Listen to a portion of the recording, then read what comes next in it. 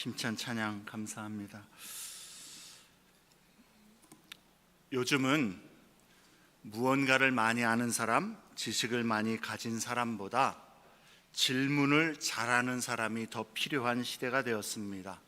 AI, Artificial Intelligence, 인공지능의 시대가 되었기 때문입니다.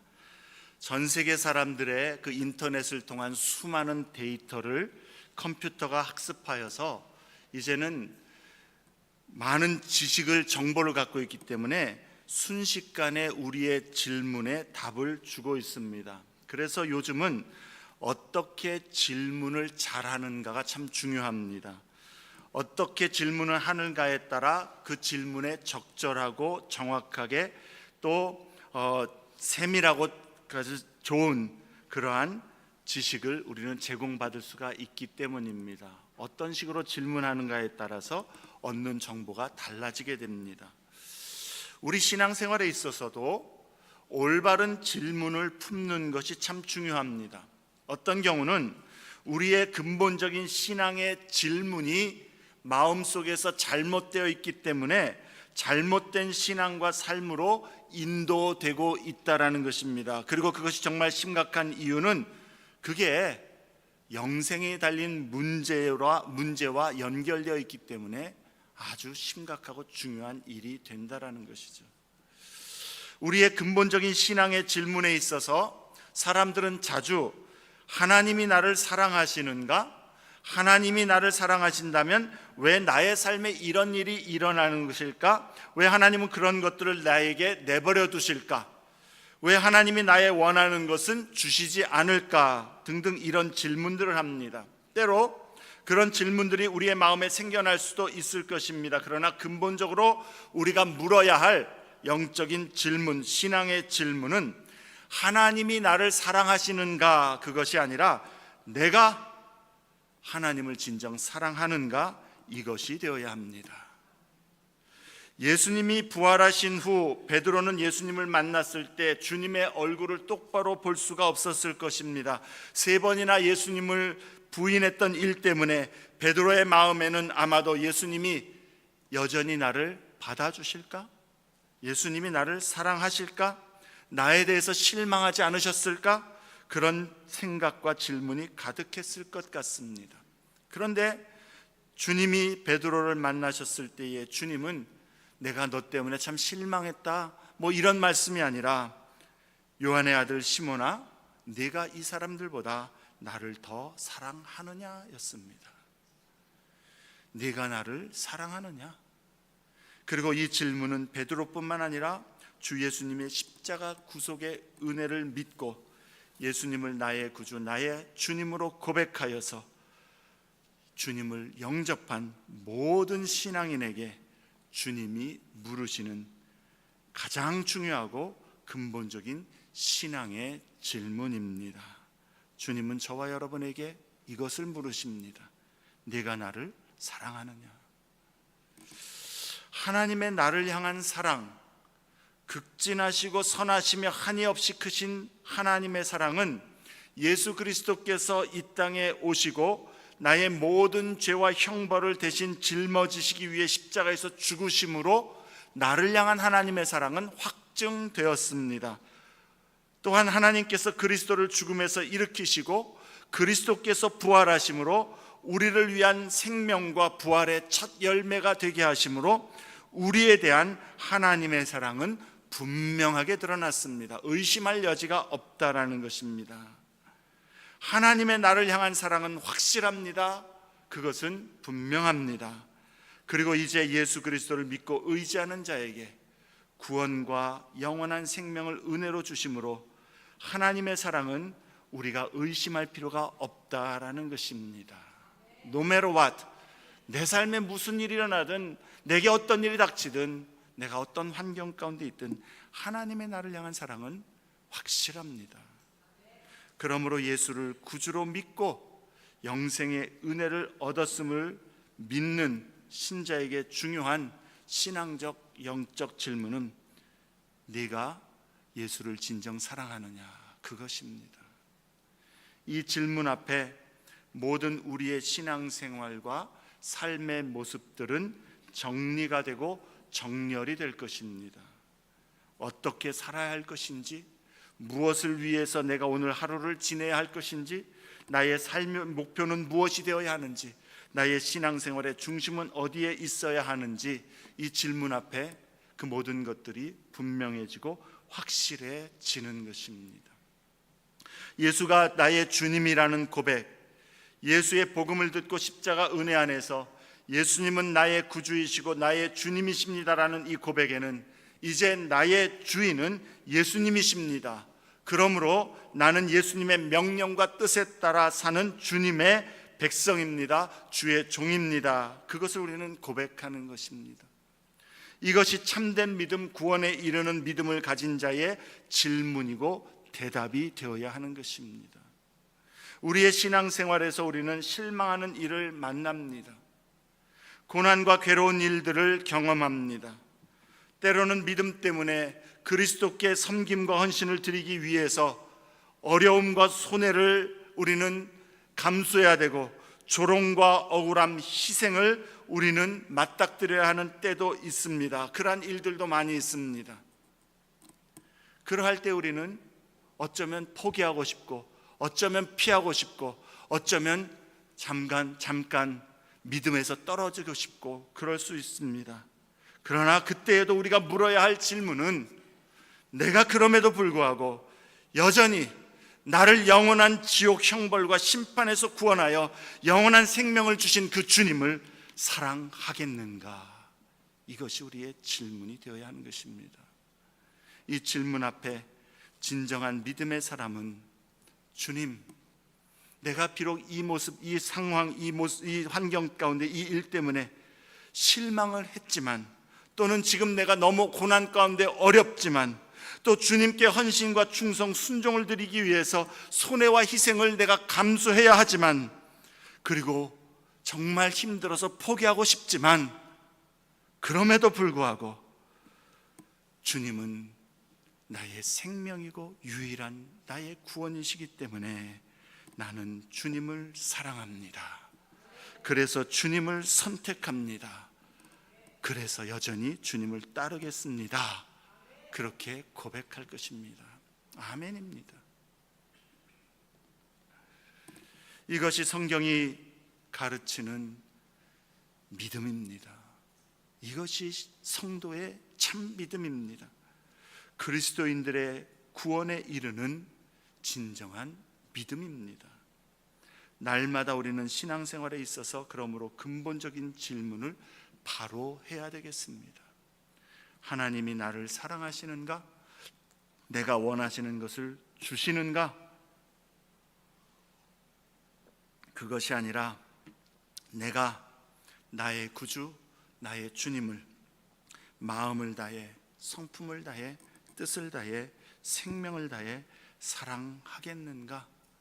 주님이 원하시는 길로 나는 오늘도 순종하여 걸어가겠는가?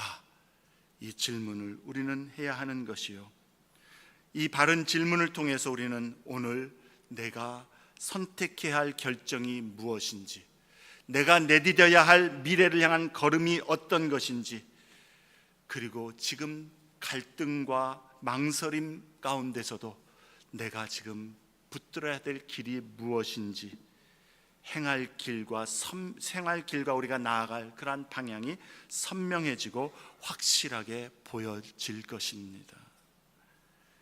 내려놓아야 할 것은 무엇인지, 내가 붙들어야 할 것이 무엇인지, 무엇을 추구하고 무엇을 뒤로 해야 될 것인지, 이 근본적인 질문 앞에 대부분의 일들이 정리되고 정렬될 것입니다. 내가 주님을 사랑하는가? 많은 경우의 사람들은 이게 내게 유익이 되는가? 내가 힘들지 않게 되는 것인가? 내게 이것이 평안을 주는가? 다른 여러 가지 질문들을 가지고 이러한 일들의 우리의 상황에 접근하다 보니까 잘못된 답에 이르면서도 그것을 가지고 하나님의 뜻인 줄 착각하게 되는 것이죠. 히브리서는 예수 그리스도와 그의 사역의 우월성, 탁월함, 그리고 그리스도의 구속의 완전성을 설명합니다. 하나님의 아들의 희생과 대제사장적 직무에 관한 핵심적인 가르침을 자세히 알려줍니다. 그리고 그 가르침을 이제 그리스도인의 신앙과 실천을 위해 갖는 의미와 연결을 합니다. 그래서 지난 주일에 잠깐 말씀했던 것처럼 한 번 더 상기시켜 드리자면 히브리서를 두 부분으로 나눌 수 있는데 1장부터 10장 18절까지는 그리스도에 관한 그러한 교리와 진리를 설명하고 10장 19절부터는 그러므로라는 말로 시작하면서 그 교리와 진리를 가지고 이제 하나님의 백성으로서 예수를 믿고 하나님을 사랑하는 자로서 어떻게 살아야 하는가, 무엇을 할 것인가 하는 그러한 실천적인 적용과 교훈과 권면의 말씀을 우리에게 주고 있는 것입니다. 쉽게 말하자면 하나님께서 주 예수와 그의 십자가 사역을 통해 우리에게 완전한 구원과 영원한 삶을 이루어 주셨고 그 은혜와 특권을 우리에게 주셨으니 이제 예수 그리스도의 은혜를 믿음으로 구원함을 얻고 생명을 얻은 하나님의 자녀는, 믿음의 사람은 이제 그러므로 이렇게 주님을 사랑하라, 이렇게 주님을 섬겨라, 이렇게 주님을 의지하라 라고 권면하는 말씀인 것입니다. 그 실천적인 내용으로 믿음으로 사는 삶은 이런 것이다 라는 여러 권면들을 우리에게 주는 말씀들입니다. 그 첫 번째가 22절에 참마음과 온전한 믿음으로 하나님께 나아가라 라는 것이었고 23절에 우리의 소망을 움직이지 말고 굳게 잡으라 라는 그러한 권면이었으며 24, 25절에 서로 격려하면서 모이기를 힘쓰라 그렇게 말씀했습니다. 모이기를 힘쓰라는 것, 예배의 모임을 등한시하지 말라는 권면입니다. 공동체의 예배의 모임을 등한시하지 말고 패하지 말라라는 것이죠. 오늘 본문 26절부터 31절에서는 다시 목회적인 경고를 주고 있습니다. 6장 4절부터 6절에서 말씀하셨던 동일한 주제의 내용을 지금 다시 10장에 와서 목회적인 차원에서 이러한 경고를 주고 있습니다. 아마도 히브리서 기자는 그의 설교를 듣는 그 청중 가운데에 유대교로 돌아가려는 유혹 때문에 흔들리는 사람들이 있다라는 것을 알았고 혹은 이미 믿음을 버리고 유대교로 돌아간 사람들의 예가 있었기 때문에 다시 한번 이 배교의 위험에 대해서, 배반의 위험에 대해서 엄중한 경고와 경계를 줄 필요를 느낀 것 같습니다. 그리고 히브리서의 이 경고와 경계는 오늘 믿는 우리에게도 동일한 경각심을 주는 말씀이 되어야 하는 것이죠.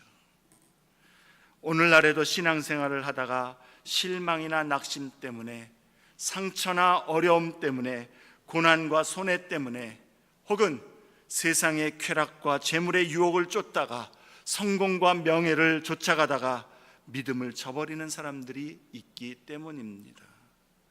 우리에게도 이런 역경이나 시험, 유혹이나 도전, 어려움과 낙심은 찾아옵니다. 그럴 때 우리는 어떻게 반응해야 합니까?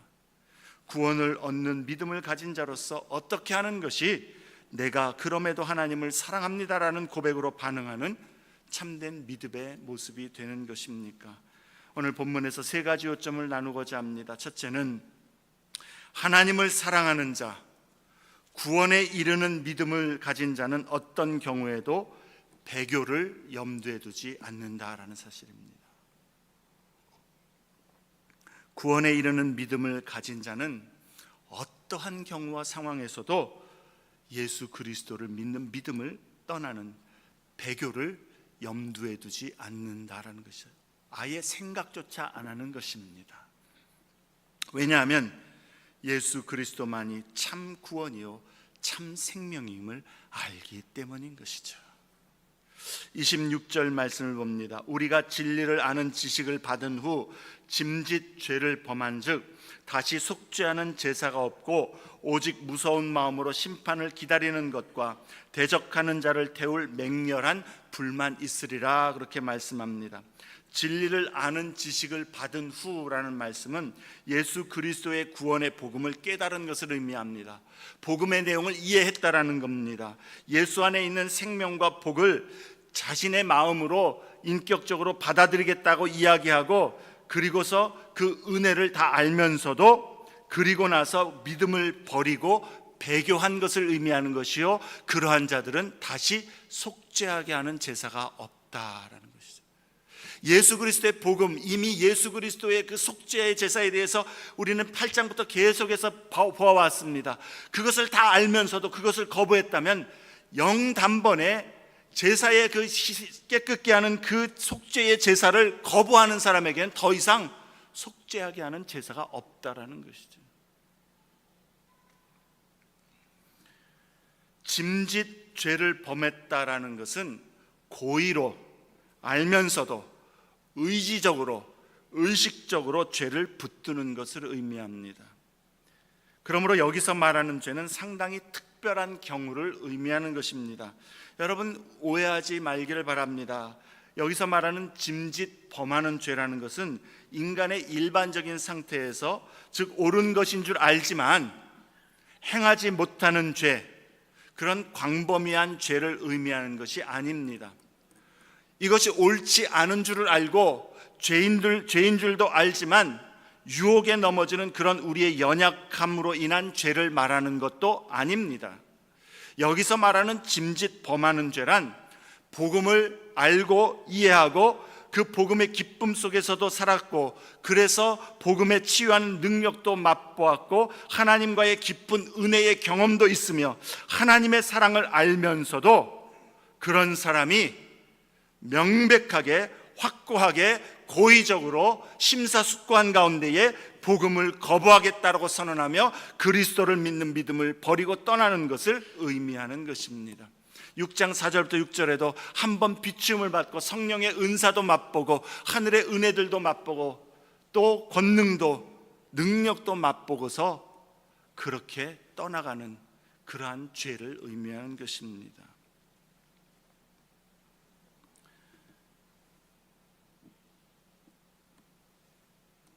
하나님께서 우리에게 주신 진리가 무엇인지, 예수 그리스도의 구원의 은혜가 무엇인지 진정으로 인정하면서도 자신의 불순종의 의지와 정욕을 좇아서 고의로 복음과 구원의 은혜를 저버리는 그러한 모습을 의미합니다.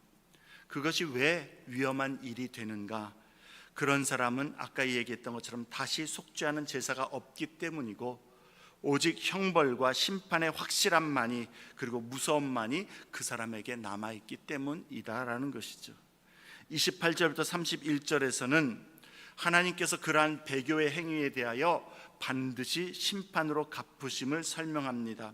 옛 언약 안에서 모세의 율법을 범한 일도 두세 증인으로 말미암아 불쌍히 여김을 받지 못하고 죽음의 벌을 받았다고 한다면, 더 나은, 더 위대한 새 언약 안에서 하나님의 더욱 크신 구원의 은혜를 의지적으로 거부하고 배반하는 행위는 얼마나 더 크고 무서운 형벌을 얻을 수밖에 없지 않겠느냐라는 그러한 의미입니다.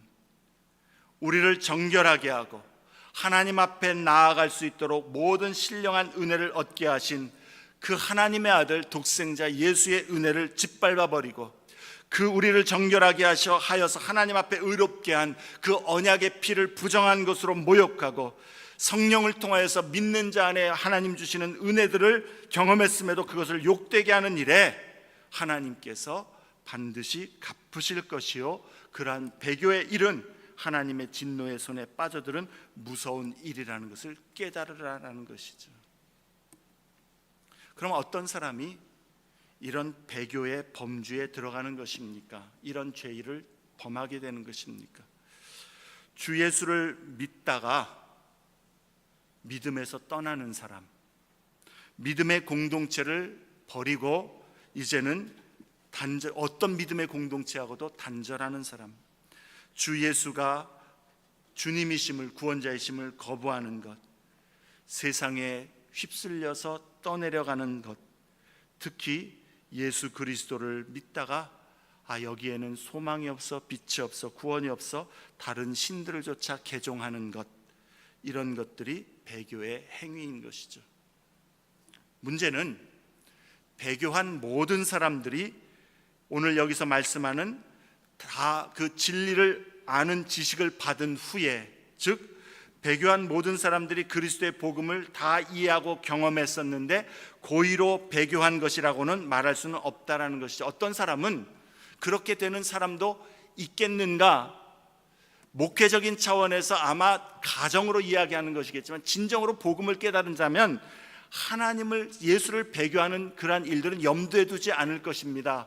그런데 어떤 사람은 교회 생활을 하고 복음을 듣고 성경도 공부했지만 여전히 예수의 구원과 생명의 은혜를 알지 못한 채로 교회 생활을 하고 있다가 믿음을 저버리고 떠나가는 경우도 있다라는 것이죠. 그렇기 때문에 배교한 모든 사람들이 다 그 범주에 들어간다라고 말할 수는 없습니다. 중요한 것은 그 사람이 그랬든 안 그랬든 알든 모르든 여기서 우리에게 주는 경고는 모든 종류의 배교의 행위, 모든 종류의 믿음을 떠나는 것, 믿음의 공동체를 버리는 것, 예수를 버리고 세상을 향해 떠나려가는 것 등 이런 모든 배교의 종류는, 모습은 위험한 것이라는 것을 알라라는 것입니다. 영생이 달린 중요한 문제라는 것을 알아야 한다라는 것입니다. 여러분, 그리고 이 배교의 시작은 어디서부터 시작되는 줄 아십니까? 배교의 그 길에 들어서는 시작은 공동체의 예배를 빠지기 시작하는 것부터 시작한다는 사실을 우리는 기억할 필요가 있습니다. 10장 25절 말씀에 보면 모이기를 패하는 어떤 사람들의 습관과 같이 하지 말고 오직 권하여 그날이 가까움을 볼수록 더욱 그리하자, 그렇게 말씀합니다. 여기 히브리서에서 하나님께 나아간다라는 의미의 그 주요 의미는 하나님께 예배함을 의미합니다. 그리고 모이기를 패한다라는 것은 공동체의 예배를 의미합니다. 공동체의 예배를 패하는 사람들의 습관같이 하지 말라 이야기하고 그 다음에 주시는 말씀이 뭡니까? 배교에 대한 경고라는 거예요. 배교의 시작은요, 공동체의 예배를 한 번, 두 번 빠지기 시작하는 거기서부터 시작된다는 것을 우리는 알아야 합니다. 물론 예배를 한 번, 두 번 빠졌다고 다 배교한다는 의미는 아니지만 그게 그만큼 영적으로 위험하고 중요한 일이라는 것을 깨달아야 하는 것이죠. 그럼 우리가 받아야 할 이 말씀 안에서 경고와 격려는 무엇입니까? 우리에게 주시는 경고는 그러므로 어떠한 경우를 할지라도 뒤로 물러가지 말아라. 뒤로 물러가지 말아라. 멸망할 자의 자리에 아예 들어갈 생각조차 하지 말라라는 것입니다. 영생이 달린 문제이고 가장 중요한, 그래서 어떤 종류의 배교의 행위는 가장 위험한 일이 되는 것이기 때문에 아예 그러한 일들은 너희 마음과 생각에서 버리라는 것이죠. 우리에게 주시는 격려는 또한 무엇입니까? 뒤로 물러가지 말고 그러므로 앞으로 전진하라는 겁니다. 어떠한 경우에도 계속 믿음으로 전진해 나가라는 거예요. 뒤로 물러가는 경우, 그것이 여러분 배교이든 아니면 그리스도를 향한 믿음의 그 활동이든 섬김이든 봉사든, 저는 지금까지 목회하면서 힘들어서 어려워서 잠깐 쉬겠습니다, 뒤로 물러가는 경우에 힘을 얻고 주님 앞에 다시 나가는 경우를 한 번도 본 적이 없습니다. 주님은 앞으로 전진하라 우리를 격려하고 있다는 사실입니다. 어떻게 전진해야 되겠습니까? 22절에 참마음과 온전한 믿음으로 하나님께 나아가기를 힘써야 합니다.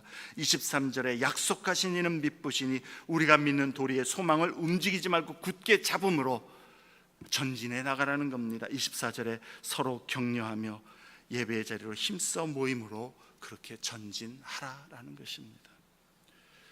우리에게 주는 이 경고, 뒤로 물러가지 말아라, 격려, 앞으로 전진해라, 그리고 그와 함께 우리에게 주시는 책임도 있습니다.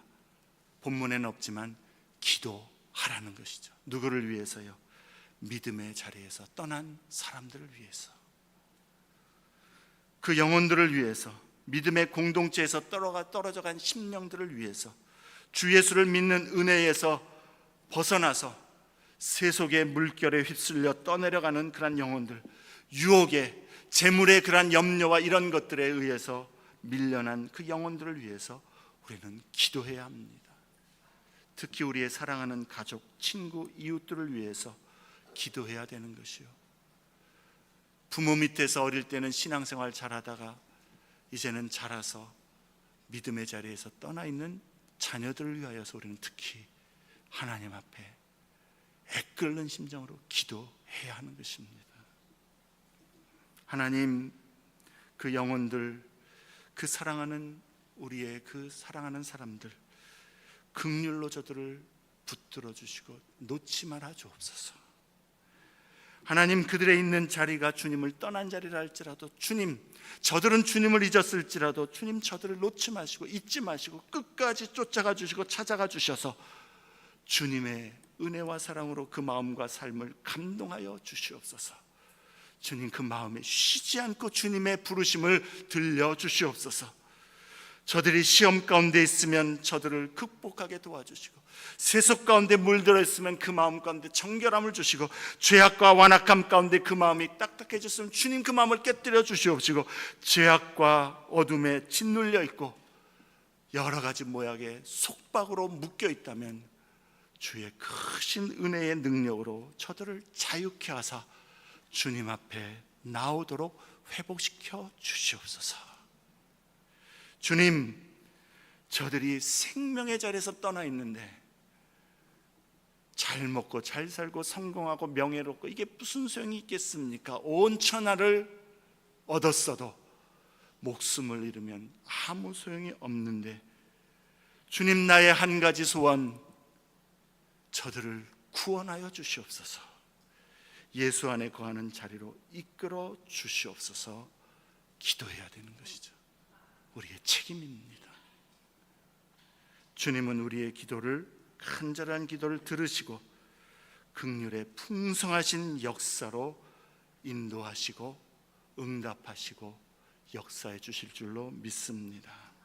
하나님을 사랑하는 자, 구원에 이르는 믿음을 가진 자는 어떤 경우에도 배교를 염두에 두지 않습니다.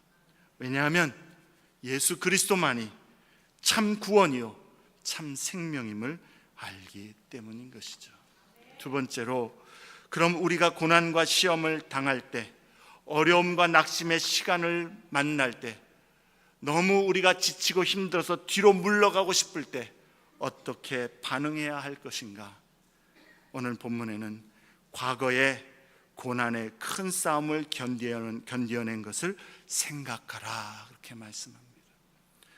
과거의 고난의 큰 싸움을 견뎌낸 것을 생각하라.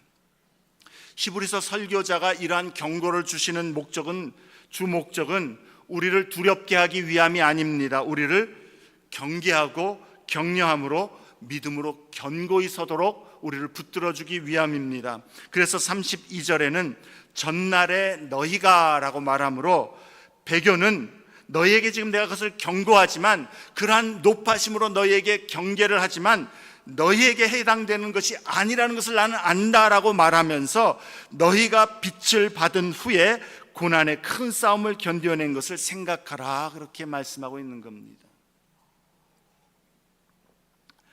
빛을 받은 후, 예수를 믿은 후라는 것이죠. 생명의 구주를 영접하고 주님을 믿은 후 고난이 있었음에도 그것을 견뎌내었던 너희들의 그 믿음을 생각하라라는 것입니다.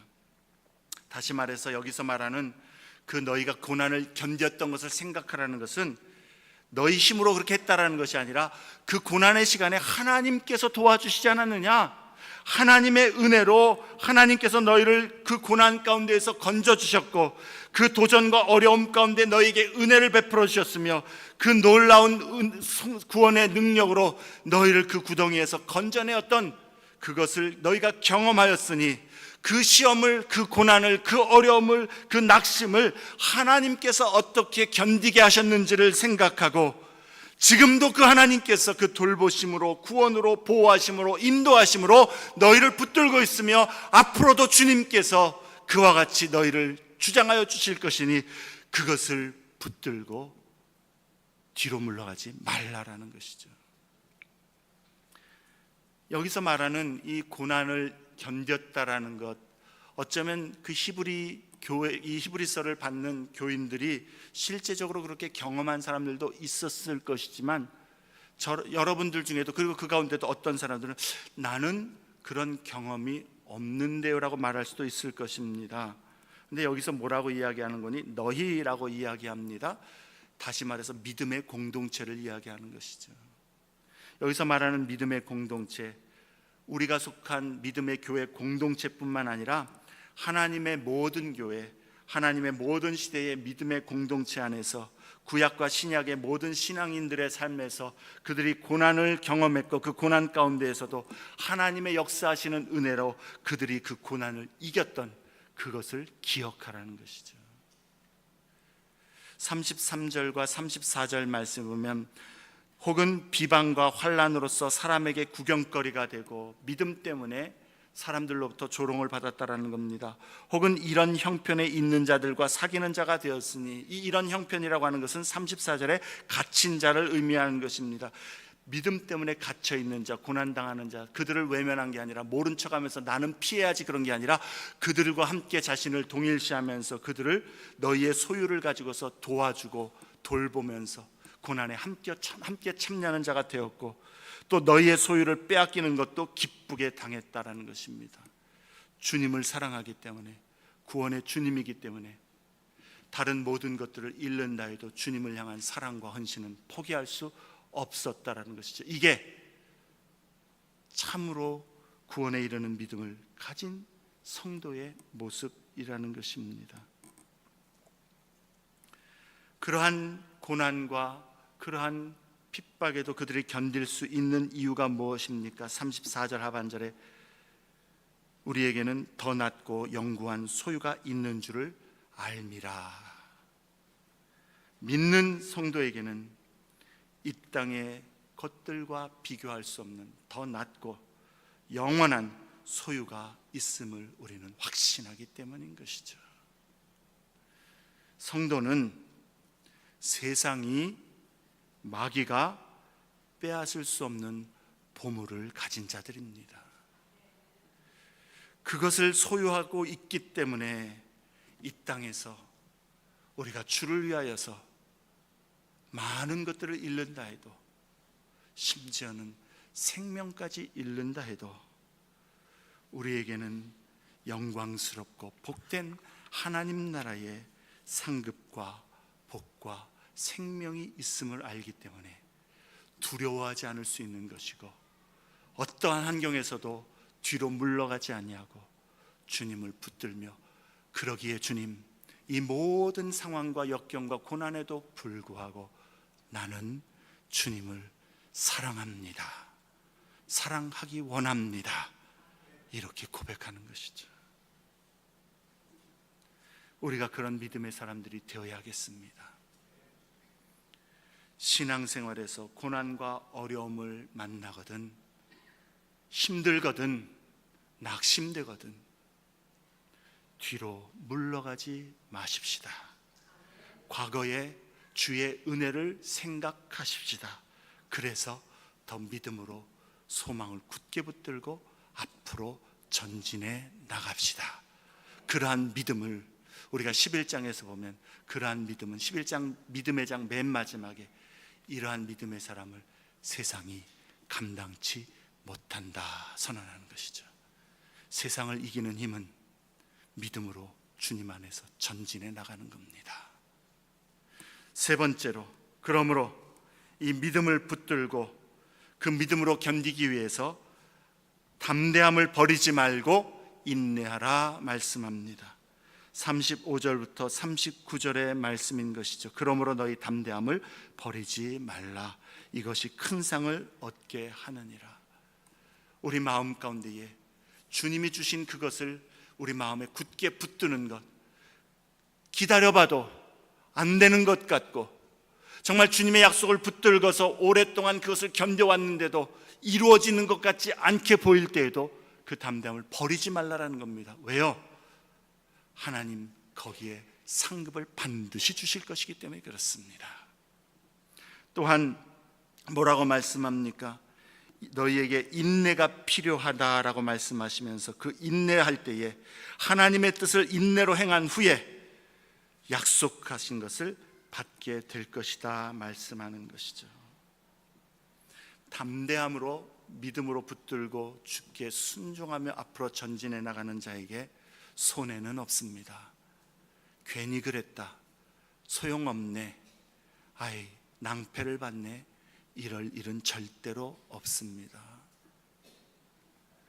주께서 주께 소망을 두는 자에게, 주를 신뢰하는 자에게 결코 부끄러움을 당하지 않게 하리라 약속하셨습니다. 또 한 가지 우리가 기억할 것은 이것이 길지 않다라는 거예요.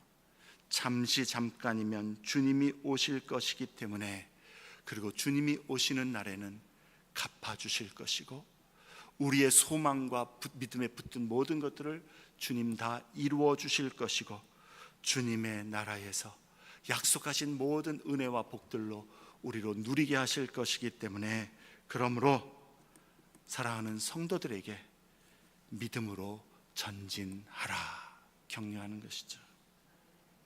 사랑하는 성도 여러분, 우리의 믿음은 그냥 어떤 우리의 확신이나 어떤 긍정적인 사고나 이렇게 되었으면 좋겠다라는 그러한 소망사항이 아닙니다. 우리의 믿음은, 예수 안에 있는 믿음은 구원함에 이르는 믿음입니다. 우리는 구원함에 이르는 믿음을 가진 자였으니 어떠한 환경과 일들 속에서도 후퇴하지 말아야 되겠습니다. 믿음으로 살기를 힘써야 되겠습니다. 오직 의인은 믿음으로 말미암아 살리라. 오늘도 우리는 그 주님을 믿고 의지하기에, 그 약속을 붙들기에 날마다 우리에게 물어야 할 질문, 순간순간마다 우리가 선택해야 될 일들에 있어서 날마다에 물어야 될 질문, 하나님을 사랑하는 길이 어떤 것인가? 내가 주님을 사랑하기에 나 자신을 쳐서 순복하겠습니다라는 그러한 고백으로 예수가 나의 주님이심을, 나의 주인이심을 고백하면서 주님이 기뻐하시는 길로 나아가기로 작정한 자, 그게 우리 그리스도인이고 구원함에 이르는 믿음을 가진 자입니다. 그러한 우리가 어찌 우리의 삶의 어느 부분에 있어서 주님 없이 살 수 있다라고 고백할 수 있겠습니까? 생각할 수 있겠습니까? 우리는 믿는 자란, 나는 모든 일에 한순간도 주 없이는 살 수 없습니다 고백하는 자요. 그리고 이제 내가 이 땅 가운데서 육체 가운데 사는 것은 나를 사랑하사 나를 위해 자기 몸을 버리신 구주 위에 사는 것입니다. 내 안에 사는 이는 예수님입니다. 이 고백을 가진 자, 그것이 구원에 이르는 믿음을 가진 자요, 저와 여러분이 그러한 구원의 믿음을 가지고서 주님 오시기까지, 주님 만나는 그날까지 담대하게 주님을 향하여 주님을 기쁘시게 하는 삶으로 전진해 나가는 우리 모두가 되시기를 주의 이름으로 축원합니다. 우리 말씀을 생각하시면